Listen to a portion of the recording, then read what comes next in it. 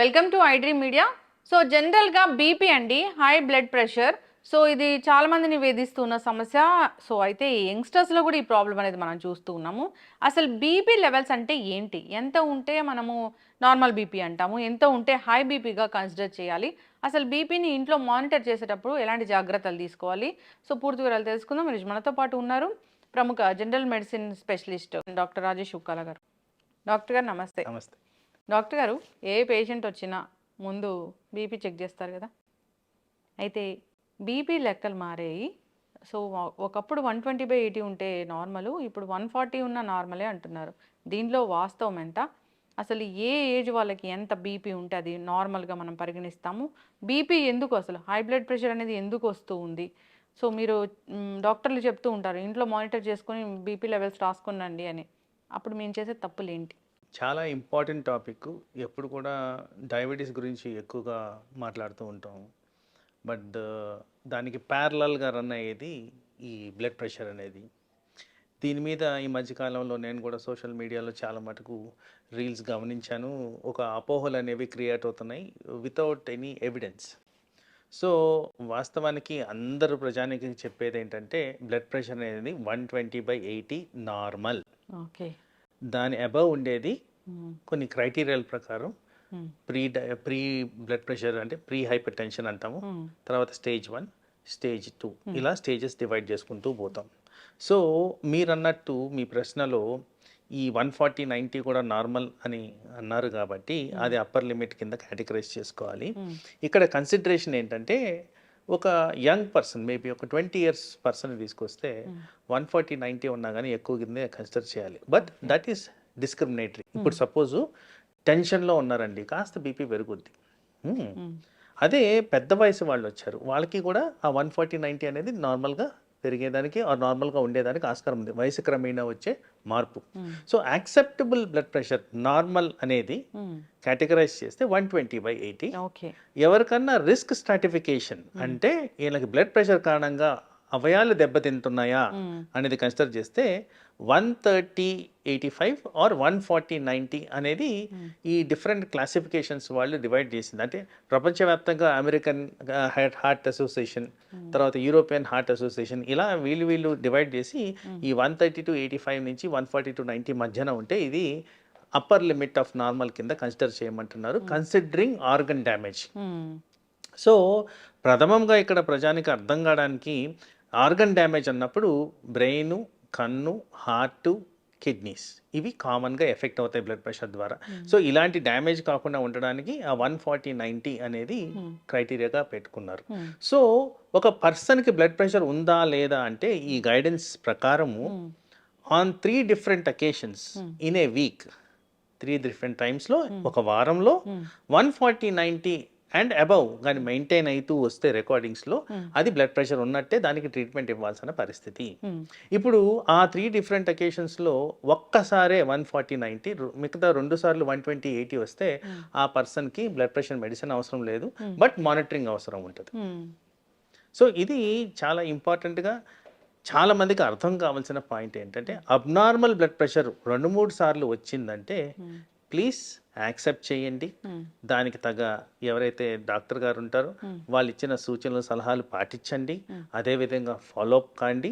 ఎందుకంటే అన్ఫార్చునేట్గా ఈ blood pressure diagnosis అనేది ఓన్లీ 50% ఆఫ్ ద ఎలిజిబుల్ పీపుల్లో జరుగుతుంది. అంటే 100 మందిలో బ్లడ్ ప్రెషర్ ఉంటే ఓన్లీ 50 మందికే అసలు బ్లడ్ ప్రెషర్ ఉన్నట్టు చెప్తున్నారు. తర్వాత ఈ 50 మందిలో కూడా మళ్ళీ 50% ఆఫ్ పీపులే మందులు వాడుతున్నారు. ఈ 25 మంది ఏదైతే మిగిలారో వాళ్ళలో కూడా ఓన్లీ 50%ఏ టార్గెట్ లెవెల్కి రీచ్ అవుతున్నారు. ఎంత లెవెల్కి ఉండ అంటే మీరు అన్నట్టు చూడండి 140/90 ఆ లెవెల్కి రీచ్ అవ్వడం జరుగుతుంది. సో ఎసెన్షియల్గా చూస్తే మీకు అరౌండ్ 15% ఆఫ్ పాపులేషన్లోనే బ్లడ్ ప్రెషర్ అనేది కంట్రోల్ ఉంటుందని స్టాటిస్టికల్ డేటా. అయితే డాక్టర్ గారు మీరు అన్నట్లు వీక్లీ 3 times చెక్ చేసుకోవాలా బ్లడ్ ప్రెషర్? ఒక వారంలో 3 సార్లు డిఫరెంట్ టైమ్స్లో చెక్ చేయాలి. డిఫరెంట్ టైమ్స్లో అంటే ఎట్లాగా? అంటే మార్నింగ్ ఒకసారి, మధ్యాహ్నం ఒక రోజు, ర్యాండమ్, అదేం ప్రోగ్రామ్ చేయొద్దు, ర్యాండమ్గా చేసి చెక్ చేయాలి. ఓకే. ఇప్పుడు ఇంట్లో ఇప్పుడు మీ దగ్గరికి నేను రావాలి డాక్టర్ గారు, మీరు జనరల్ ఫిజిషియన్ కాబట్టి ఖచ్చితంగా బీపీలు, షుగర్లు చెక్ చేయించుకోవాలంటే మీ దగ్గర రావాల్సిందే. నాకు ఏదో డౌట్ వచ్చింది, నేను మీ దగ్గర రావాలనుకున్నప్పుడు నేను ఇంట్లో బీపీ మానిటర్ చేసుకొని రావాల్సి ఉంటుందా, లేదా మీ దగ్గరకు వచ్చినప్పుడు మీరు చెక్ చేసి దాన్ని బట్టి మెడిసిన్స్ రాస్తారా? సో యాక్చువల్లీ ఇది చాలా ఇంపార్టెంట్ క్వశ్చన్ మీరు అడిగింది. ఇప్పుడున్న బ్లడ్ ప్రెషర్ గైడెన్స్ అంటే మాకు ఎవ్రీ ఇయర్ ఒకటి కొత్తదనం నేర్చుకుంటూనే ఉంటాం ప్రతి సబ్జెక్ట్లో. సో ఇప్పుడున్న బ్లడ్ ప్రెషర్ గైడెన్స్లో 24 hour ambulatory blood pressure monitoring అనేది important in diagnosis of blood pressure. అంటే 24 గంటలు బ్లడ్ ప్రెషర్ని మానిటర్ చేయమంటూ వచ్చిన రికార్డింగ్స్ ప్రకారం ట్రీట్మెంట్ ఇవ్వమని గైడెన్స్ వచ్చింది. సో దీనికి పరికరాలు ఉన్నాయి, తరచుగా మేము చేస్తుంటాం వీటిని. సో ఈ 24 గంటలు మానిటరింగ్ అనేది ఒక చిన్నపాటి మెషిన్, టేప్ రికార్డర్ లాంటి సైజ్ది, ఈ బ్లడ్ ప్రెషర్ కాఫ్ అందరికీ తెలిసే ఉంటుంది, అది పెట్టడం. సో ఇది 24 గంటలు ప్రతి గంటకు ఒకసారి బ్లడ్ ప్రెషర్ మానిటర్ చేస్తూ ఈ వచ్చిన మొత్తం స్టాటిస్టికల్ డేటా తీసుకొని నేను చెప్పిన క్రైటీరియా ఎన్నిసార్లు ఎక్కువగా వస్తుంది అనేది కన్సిడర్ చేస్తూ మిగతా అవయాలు కూడా చెక్ చేసుకుంటూ బ్లడ్ ప్రెషర్ వల్ల లోపాలు వస్తున్నాయా అనేది కన్సిడర్ చేస్తూ వాళ్ళకి ట్రీట్మెంట్ అనేది ఇవ్వడం జరుగుతుంది. ఇది గైడెన్స్. సో ఇన్ ప్రాక్టికాలిటీ ఏం చేయొచ్చు మీరు అన్న క్వశ్చన్, ఇంటి దగ్గర. సో ఇంటి దగ్గర కూడా ఒక రిలయబుల్ బ్లడ్ ప్రెషర్ మెషిన్ కొనాలి. నెంబర్ 1 నేను క్లారిఫై చేయాల్సింది ఏంటంటే, చాలామంది ఈ రిస్ట్కి వేసుకునే బ్లడ్ ప్రెషర్ మెషిన్స్ వాడతారు. అది అంత రిలయబుల్ కాదండి. అంటే రిలయబుల్ కాదంటే అక్యురసీలో చాలా తక్కువ ఉంటుంది. తర్వాత ఆమ్కి వేసుకునేది స్టాండర్డ్. దీంట్లో కూడా పలు రకాలు ఉన్నాయి. ఆ రకాల్లో కూడా కొన్ని స్టాండర్డైజేషన్స్ వాడి తీసుకుంటేనే మంచిది. దాని గురించి నేను బ్రాండ్ నేమ్స్ ఏం డిస్క్రిమినేట్ చేయట్లేదు, కానీ ఆబ్వియస్గా మీరు ఎక్కడికి వెళ్ళి కొంటారో అక్కడ వాళ్ళని అడిగితే చెప్తారు ఏది మంచి క్వాలిటీ, ఏది మంచి క్వాలిటీ కాంది అని. తర్వాత ఇది వాడే విధానంలో ఆ బ్యాటరీస్ దగ్గర కకృతి చూపించకూడదండి. బ్యాటరీస్ అనేవి ఫుల్లీ ఛార్జ్డ్ ఉండాలి. ఎందుకంటే ఇది ఎలక్ట్రానిక్ గ్యాజెటరీ, చాలా సెన్సిటివ్ ఉంటుంది. సో దాన్ని మేనేజింగ్ కొద్దిగా ప్రాపర్గా మేనేజ్ చేయాలి. సో బ్యాటరీస్ ఫుల్లీ ఛార్జ్డ్ ఉండాలి. తర్వాత మనం కట్టుకునే ఆ కఫ్ అనేది ఉంటుంది, బ్లడ్ ప్రెషర్ కఫ్, అది ప్రాపర్గా పెట్టుకోవాలి. ఆ పెట్టుకునే విధానంలో ఇక్కడ ఆర్టరీ అనేది ఉంటుంది. ఈ ఆర్టరీకి దగ్గరే ఆ బ్లడ్ ప్రెషర్ కఫ్ మీద ఆర్టరీ అని మార్క్ రాసి ఉంటుంది, అది కరెస్పాండ్ అయ్యేటట్టు పెట్టాలి. అది పెట్టడం చాలా ఇంపార్టెంట్. తర్వాత ఈ రికార్డింగ్లో బట్టల మీద వేసుకొని చేస్తారు, చాలా మంది చేస్తారు.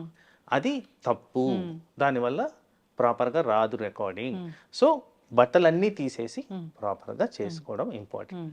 తర్వాత హార్ట్కి అండ్ ఈ బ్లడ్ ప్రెషర్ కఫ్కి మెషిన్ అన్నీ ఒకే లెవెల్లో ఉండాలి. సో మనం బ్లడ్ ప్రెషర్ రికార్డింగ్ తీసుకుంటున్నప్పుడు సపోజ్ నేను ఇలా తీసుకున్నానంటే ఇది హార్ట్ లెవెల్, ఇలా తీసుకున్నానంటే ఇది heart above level. So heart and arm blood pressure machine అన్నీ ఒక లెవెల్లో ఉండేటట్టు చూసుకోవాలి. తర్వాత ఇది చేసుకునే టైంలో నేను ఫోన్ మాట్లాడుతూ చేసుకోకూడదు, ఆర్ ఎవరితోనూ మాట్లాడుతూ చేసుకోకూడదు. తర్వాత resting period at least about 10 to 15 minutes patient ప్రశాంతంగా రెస్ట్ తీసుకొని ఉండాలి. Either upright position or lying down పొజిషన్లో రెస్ట్ తీసుకొని ఉండాలి. తర్వాత ఏ ఎక్సర్సైజ్ చేసి ఉండకూడదు. యూరిన్, బ్లాడర్, బవల్స్ ఇవన్నీ క్లియర్ చేసుకో ఉండాలి. అంటే యూరిన్ వస్తుంటే ఆపేసుకొని ఇదే 2 నిమిషాలు అయిపోద్ది, నో, అవన్నీ క్లియర్ చేసిన తర్వాతే చేసుకోవడం. దాని కారణంగా కూడా ఫాల్స్గా బ్లడ్ ప్రెషర్ పెరుగుద్ది. టీ, కాఫీలు తాగకూడదు, సిగరెట్ స్మోకింగ్ చేయకూడదు, ఎక్సర్సైజ్. ఇన్ని నిబంధనలు ఉన్నాయండి. బ్లడ్ ప్రెషర్ చెక్ చేయడం అంటే ఊరికే అట్లా చేసేయడం కాదు. ఇవన్నీ పాటిస్తే ఎలక్ట్రానిక్ గ్యాజెటరీలో 3 రికార్డింగ్స్ మీన్ యావరేజ్ తీసుకుంటే అది కరెక్ట్ రికార్డింగ్. ఈ విధంగా చేస్తే మనకు హోమ్ రికార్డింగ్ కాస్త విలువ ఉంటుంది. ఇవన్నీ జాగ్రత్తలు పాటించాలి. ఫుడ్ తీసుకొని చేసుకోవడం అట్లా ఏమైనా ఉంటుందా డాక్టర్? ఫుడ్ తీసుకోవచ్చు, బట్ ఫుడ్లో ఉన్న కంటెంట్ ఏంటి అనేది చూసుకోవాలి. ఇప్పుడు ఎందుకు ఇది ఫుడ్ గురించి మాట్లాడుతున్నానంటే, ఇప్పుడు హై స్పైసీ ఐటెం తీసుకున్నాం, చెమటలు పడతాయి సాధారణంగా ఎవరికైనా. మరి అది ప్రెషర్ బాడీలో, ఆ స్ట్రెస్ కారణంగా మళ్ళీ బీపీ ఫాల్స్లీ ఎలివేటెడ్ చూపిస్తుంది. సో అలా క్యాఫినేటెడ్ సబ్స్టెన్స్ అంటే కాఫీ అన్నాను నేను, అలాంటిది ఏదైనా కానీ ఫుడ్లో కలిసి ఉంటే, స్వీట్ రూపంలో కానీ ఏదైనా కానీ ఉంటే మళ్ళీ బ్లడ్ ప్రెషర్ పెరుగుద్ది. సో అలాంటివి కూడా అవాయిడ్ చేసుకోవడం ఇంపార్టెంట్. సో నార్మల్ ఫుడ్ తినొచ్చు, కానీ ఇలాంటి substances which will directly influence blood pressure, like alcohol కూడా దానికి సంబంధించి బ్లడ్ ప్రెషర్ని పెంచుద్ది. సో ఇవన్నీ కూడా గమనించి చాలా జాగ్రత్తలు ఉన్నాయండి. Just like that blood pressure అనడానికి లేదు. ఇవన్నీ చేస్తేనే correct measurement of blood pressure కింద కన్సిడర్ చేయాలి. ఓకే. బ్లడ్ ప్రెషర్ అనేది జనరల్గానే బ్లడ్ ప్రెషర్ వస్తుందా, లేదా ఏదైనా ఒక ఆర్గాన్ డ్యామేజ్ అయితే దాని ఎఫెక్ట్ వల్ల బ్లడ్ ప్రెషర్ అనేది మనిషిలోకి వస్తుందా? అగైన్ వెరీ ఇంపార్టెంట్ క్వశ్చన్ మా. So blood pressure is the pressure inside the blood vessel. అంటే రక్తనాళాల లోపల ఉన్న రక్త ప్రసరణకి సంబంధించిన ప్రెషర్. ఓకే, సో ఇది జనరేషన్ ఆఫ్ బ్లడ్ ప్రెషర్ అనేది hormonal effect, brain effect, heart effect, kidney effect and cholesterol effect. కొలెస్ట్రాల్ను కూడా మర్చిపోవద్దు. ఇక్కడ చాలా మంది కొలెస్ట్రాల్ ఏం చేయదు అనుకుంటారు, కానీ కొలెస్ట్రాల్ కూడా ఇక్కడ ప్లే చేస్తుంది. ఇవన్నిటి వల్ల కూడా బ్లడ్ ప్రెషర్ అనేది రెగ్యులేట్ అవుద్ది బాడీలో. ఇవే కాకుండా సాధారణంగా మనం డే టు డే గమనించే వాటిల్లో థైరాయిడ్, డయాబెటీసు ఇవన్నీ కూడా దీంట్లో ప్లే చేస్తాయి. ముఖ్యంగా మానసిక ఒత్తిడి, నిద్రలోపాలు ఇవి కూడా బ్లడ్ ప్రెషర్ని ఇన్ఫ్లుయెన్స్ చేస్తాయి. సో ఇవన్నీ కూడా కన్సిడర్ చేయాల్సిన అవసరం ఉంటుంది. ఓకే, అయితే ఇప్పుడు జనరల్గానే పోస్ట్ డెలివరీ లేదా ప్రెగ్నెన్సీలో వచ్చిన బీపీ అనుకున్నాం డాక్టర్ గారు, లేదా ఏదైనా వాళ్ళకి ఏదైనా దెబ్బలు తగిలినప్పుడు అట్లా బీపీ వచ్చినప్పుడు, సో బీపీ టాబ్లెట్స్ రాసి మన దాన్ని పూర్తి స్థాయిలో స్టాప్ చేసేంత అవుతుందా? ఇక్కడ ఒక క్లారిఫికేషన్ ఇవ్వాల్సింది అంటే, నేను మనం బ్లడ్ ప్రెషర్ డయాగ్నోస్ చేసేటప్పుడు ఒక వారం పాటి డిఫరెంట్ రికార్డింగ్స్ తీసుకొని డయాగ్నోస్ చేయాలి. సో ఇక్కడ మీరు చెప్పిన ఒక కండిషన్, సపోజ్ ఇంజురీ అయింది, ఆ నొప్పి కారణంగా బీపీ పెరుగుద్ది. ఈ ప్రెగ్నెన్సీ రిలేటెడ్ ఇష్యూస్, ఆ టైంలో చాలా వివిధ రకాల హార్మోనల్ చేంజెస్ ఉంటాయి. ఆ ప్రెగ్నెన్సీ టైం వరకు కొంతమందికి వచ్చిపోయేదానికి ఆస్కారం ఉంది. సో వీళ్ళందరిలో కూడా ఆ టెంపరీ ఎఫెక్ట్ కింద కన్సిడర్ చేసి ఆ టైంలో ట్రీట్మెంట్ ఇచ్చి మిగతా టైంలో ట్రీట్మెంట్ అవసరం లేకుండా చేయొచ్చు, but with monitoring and establishment of normal levels చేస్తే ఎస్ టెంపరీగా ఎవరికైనా అలాంటివి జరిగేదానికి ఆస్కారం. ఓకే, ఇప్పుడు బోర్డర్ లెవెల్ ఆఫ్ బీపీ ఉంటే కూడా దాన్ని కొన్ని లైఫ్ స్టైల్ చేంజెస్తో దాన్ని తగ్గించుకోవచ్చు, పూర్తి స్థాయిలో రివర్స్ చేసుకోవచ్చు అంట డాక్టర్ గారు, వాస్తవం ఎంత? సో అగైన్ ఇక్కడ ఏంటంటే మనం ఎక్కువగా అంటే అట్లీస్ట్ మనం అంటే మేము డాక్టర్లుగా ఎక్కువగా మేము ఫేస్ చేస్తున్నది ఏంటంటే లైఫ్ స్టైల్ డిజీజెసే. అంటే ఏవైతే మైక్రో ఆర్గానిజమ్స్, క్రిమినల్ వీటితో వచ్చే డిజీజెస్ చాలా తక్కువ అయిపోయినాయి. ఈ లైఫ్ స్టైల్ డిజీజ్ అనేవి ఎక్కువగా ఉంటున్నాయి. సో వీటిలో సాధారణంగా డయాబెటీస్, హైపర్ టెన్షన్ ఎక్కువగా చూస్తున్నాం. ఎవరికైనా ఇది చాలా మటుకు క్లారిఫికేషన్ రావాల్సిన అంశం. ఎందుకంటే ఎవరికైనా లో లెవెల్స్ ఆఫ్ షుగర్ కానివ్వండి, లో లెవెల్స్ ఆఫ్ బ్లడ్ ప్రెషర్ కానివ్వండి, లో లెవెల్స్ ఆఫ్ కొలెస్ట్రాల్ కానివ్వండి, ఇవి ఉన్నప్పుడు ఏ డాక్టర్ కూడా కంటిన్యూ చేయండి అని చెప్పరండి. ఎందుకంటే ఇది అపోహ ఉంది. నా క్లినికల్ ప్రాక్టీస్లో చూస్తున్నాను కాబట్టి దీన్ని కొద్దిగా హైలైట్ చేస్తున్నాను. ఎవరికైతే లో లెవెల్స్ అచీవ్ అవుతాయి, more than the recommended normal లో రేంజ్, దానికన్నా తక్కువ వచ్చినప్పుడు డెఫినెట్గా మెడిసిన్స్ అనేవి రివైజ్ చేసి స్టాప్ చేయడం జరుగుతుంది. ఓకే, ఎస్ డాక్టర్ గారు చాలా చక్కగా చెప్పారండి. అయితే నేను చాలా మంది దగ్గర చూసాను ఏంటంటే, డాక్టర్ గారు ఒకసారి బీపీ టాబ్లెట్ రాస్తారు, దాన్ని సంవత్సరాలు వాడుతూ ఉంటారు. డాక్టర్ దగ్గరికి ఒకసారి వెళ్ళి చెక్ చేయించుకుందామా అని కూడా ఉండదు. సో అట్లాంటి వాళ్ళకి ఏం చెప్తారు డాక్టర్ గారు? ఎన్నాళ్ళకి వస్తారు అసలు ఒక బీపీ మందులు వాడే వాళ్ళు ఎన్నాళ్ళకి వస్తారు డాక్టర్ని సంప్రదించడం మేలు అంటారు? నా ప్రాక్టీస్లో ఒక రెలవెంట్ పాయింట్ ఇక్కడ రేజ్ చేస్తాను. జనరల్గా ఏంటంటే మనందరికీ ఉన్న వెహికల్స్ సంవత్సరానికి తీసుకెళ్ళి సర్వీస్ చేస్తాం. మరి బాడీకి సర్వీస్ ఎవరు చేస్తారు? దీన్ని కూడా చెక్ చేసుకోవాలి కదా. సో ఇక్కడ at least once in a year ఒక కాంప్రహెన్సివ్ చెక్ అనేది అవసరం. Anybody above the age of 30 comprehensive body checkup, ప్రతి అవయాన్ని చెక్ చేసుకోవడం ఇంపార్టెంట్. తర్వాత పర్టికులర్గా మీరు అన్నట్టు బ్లడ్ ప్రెషర్ కంట్రోల్ గురించి మాట్లాడినప్పుడు, సో బ్లడ్ ప్రెషర్ అనేది it's a very variable component. ఈ క్షణం ఉండేది పక్క క్షణంకి ఉండేదానికి కూడా లేదు, మారిపోతూ ఉంటుంది. మన మూడు, మనం చేసే యాక్టివిటీ, రెస్టింగ్ పీరియడ్, స్లీప్, వీటి చాలా కనెక్షన్స్ ఉన్నాయి. సో యావరేజ్ చొప్పున it is not a difficult thing. కాబట్టి 1-2 వారంలో రికార్డింగ్స్ ఇంట్లో తీసుకోవడం ఇంపార్టెంట్, నార్మల్గా ఉన్నాయా. తర్వాత పర్టికులర్గా కొంతమందికి కండిషనల్గా బ్లడ్ ప్రెషర్ అనేది మారుతూ ఉంటుంది. అంటే వాళ్ళకి స్ట్రెస్కి గురైనప్పుడు, అంటే ఎక్కడికైనా కొత్త పర్సన్ కలిశారు, డాక్టర్ దగ్గరికి వెళ్ళారు, ఏదైనా ఎన్వైరన్మెంట్లో స్ట్రెస్ ఉంది, వాళ్ళకి పెరిగేదానికి ఆస్కారం ఉంది. ఇది తరచూ పెరుగుతుందంటే తప్పనిసరిగా ఒకసారి డాక్టర్ని విజిట్ చేసి అప్పుడు వాళ్ళ ద్వారా కూడా చెక్ చేసుకోవడం ఇంపార్టెంట్. ఇదే కాకుండా ఇలాంటి ఫ్లక్చువేషన్స్ ఎక్కువగా వస్తున్నాయంటే ఈ 24 hour ambulatory blood pressure monitoring అనేది చేసుకోవడం కూడా ఇంపార్టెంట్. సో ఇవన్నీ కూడా ఎలా డిసైడ్ చేస్తామంటే కస్టమైజేషన్ టు ద పేషెంట్. ఎవరికి ఎంత టెన్షన్ వస్తుందని డిసైడ్ చేయడం కష్టం కాబట్టి పర్సన్ టు పర్సన్ వేరియబిలిటీ బట్టి ఈ ఫ్రీక్వెన్సీ అనేది జనరల్గా డిసైడ్ చేస్తాం. But on an average every 3 monthsకి ఒకసారి డాక్టర్ని విజిట్ చేసి చెక్ చేసుకోవడం, రివైజ్ చేసుకోవడం ఇంపార్టెంట్. పర్టికులర్గా పెద్దవాళ్ళల్లో వింటర్కి సమ్మర్కి వేరియేషన్స్ ఉంటాయి. Blood pressure medicines, blood pressure వాడే విధానంలో, బ్లడ్ ప్రెషర్ రికార్డింగ్స్. సో అందుకోసం వాళ్ళని కూడా ఎవ్రీ 6 months అన్న కంపల్సరీ డాక్టర్ని విజిట్ చేసి ఆ మెడిసిన్స్ రివైజ్ చేసే విధంగా చూసుకోవాల్సిన అవసరం. ఓకే. అంటే ఇప్పుడు బీపీ మందులు వాడే వాళ్ళకి కూడా ఈ 24 hours మానిటరింగ్ అనేది ఉపయోగపడుతుందా ఓ డాక్టర్? డెఫినెట్లీ. ఇప్పుడు సపోజ్ అందరికీ ఒక టాబ్లెట్తోనే నయం కాదు. మల్టిపుల్ నంబర్ ఆఫ్ టాబ్లెట్స్ పెట్టినా కానీ కొంతమందికి నయం కాదు.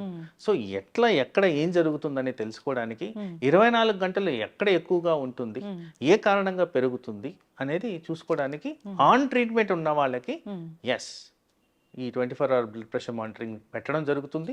ఫ్రీక్వెంట్గా మేము చేస్తూనే ఉంటాం. ఓకే. ఎస్ డాక్టర్ గారు. డాక్టర్ గారు బ్లడ్ ప్రెషర్ ఉంది మందులు రాశారు అన్నప్పుడు మందులు బీపీ మందులు ఒకటే టాబ్లెట్ రాశారన్నప్పుడు అది మార్నింగ్ వేసుకుంటే పని చేస్తుందా? సో ఏదైనా ఒక టైంలో వేసుకోవచ్చులే అంటే ఓకేనా? ఎందుకు ఈ revision of 24 hour blood pressure monitoring వచ్చిందని చూస్తే ద ప్రైమరీ ఇంపార్టెంట్ థింగ్ ఏ టైంలో బ్లడ్ ప్రెషర్ ఎక్కువగా వస్తుంది అనేది గమనించుకోవాలి. సో బాడీలో ఫిజియాలజీ ప్రకారం అంటే మన నార్మల్ కండిషన్స్ దాని ప్రకారం డే టైం బ్లడ్ ప్రెషర్ కాస్త ఎక్కువ ఉంటుంది, నైట్ టైం కాస్త తక్కువగా ఉంటుంది. ఇది నామ్. కానీ ఈ పరికరాలు వచ్చిన తర్వాత మేము గమనించింది ఏంటంటే కొంతమందికి డే టైం అంతా నార్మల్, నైట్ టైమే పెరుగుతున్నాయి. సో అందుకోసం ఈ గైడెన్స్లో ఈ 24 hour బ్లడ్ ప్రెషర్ మానిటరింగ్ ద్వారా ఏ టైంలో ఇతనికి పెరుగుతుంది, ఎంత పెరుగుతుంది అనేది మనకి ఎవిడెన్స్ వస్తుంది. కాబట్టి ఈ డివైస్ ఏదైతే సజెస్ట్ చేస్తుందో ఆ ప్రకారంగా ఇది పొద్దున, నైటా, ఎప్పుడా అనేది మేము డిసైడ్ చేయడం. మందులు రాయడం కూడా ఎస్.